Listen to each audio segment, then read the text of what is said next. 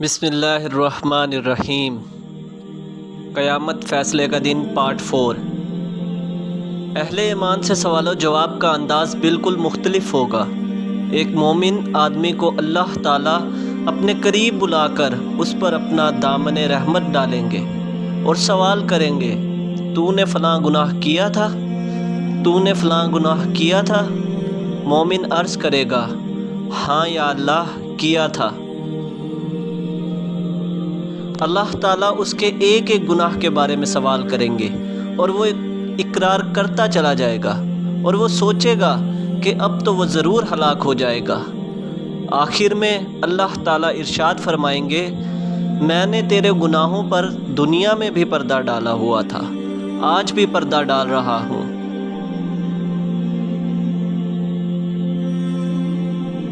اور اسے جنت میں بھیج دیا جائے گا۔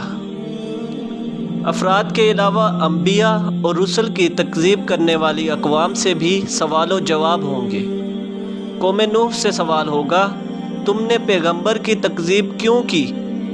وہ حضرت نوح علیہ السلام اور ان کی تبلیغ کا انکار کریں گے۔ اللہ تعالی حضرت نوح علیہ السلام سے فرمائیں گے، نوح اپنے حق میں کوئی گواہ لاؤ۔ حضرت نوح علیہ السلام عرض کریں گے، میری گواہ امت محمدیہ ہے۔ چنانچہ امت محمدیہ کے علماء، اولیاء اور صلحاء حاضر کیے جائیں گے اور وہ گواہی دیں گے کہ ہاں،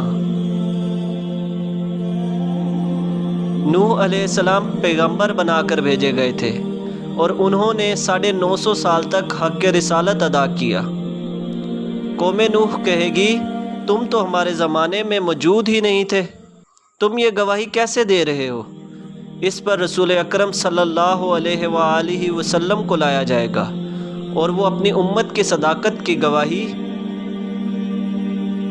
دیں گے کہ میری امت نے قرآن مجید کی روح سے بالکل سچی گواہی دی ہے۔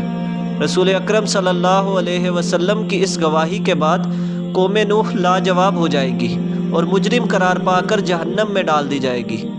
ایسا ہی معاملہ قوم نوح، قوم ہود، قوم صالح، قوم شعیب، قوم لوط اور دوسرے انبیاء کی اقوام کے ساتھ ہوگا۔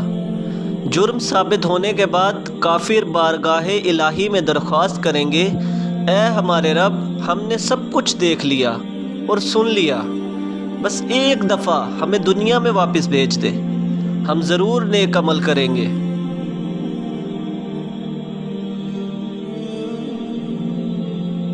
ارشاد ہوگا، یہ ممکن نہیں، اب تو تمہیں اپنے کرتوتوں کا ہمیشہ مزہ چکھنا ہوگا۔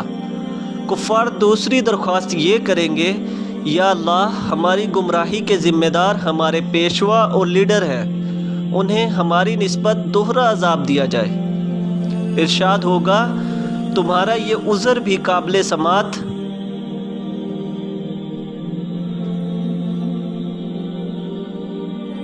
نہیں، گمراہ ہونے والوں کو گمراہ ہونے کا عذاب دیا جائے گا اور گمراہ کرنے والوں کو گمراہ کرنے کا عذاب دیا جائے گا۔ اپنی اپنی جگہ تم دونوں ہی مجرم ہو، دونوں کو اپنے اپنے کیے کی سزا ملے گی۔ حشر میں اس قسم کے سوال و جواب کے علاوہ دیگر اعمال کا بھی حساب کتاب ہوگا۔ حقوق اللہ میں سب سے پہلے نماز کا حساب ہوگا۔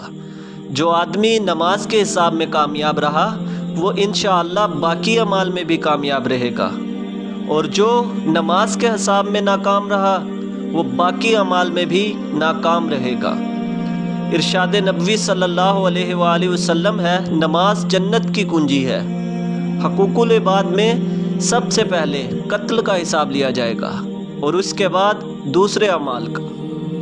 مقتول کو قاتل سے، مظلوم کو ظالم سے، مغصوب کو غاصب سے، مجبور کو جابر سے، محکوم کو حاکم سے اس کا حق دلوایا جائے گا۔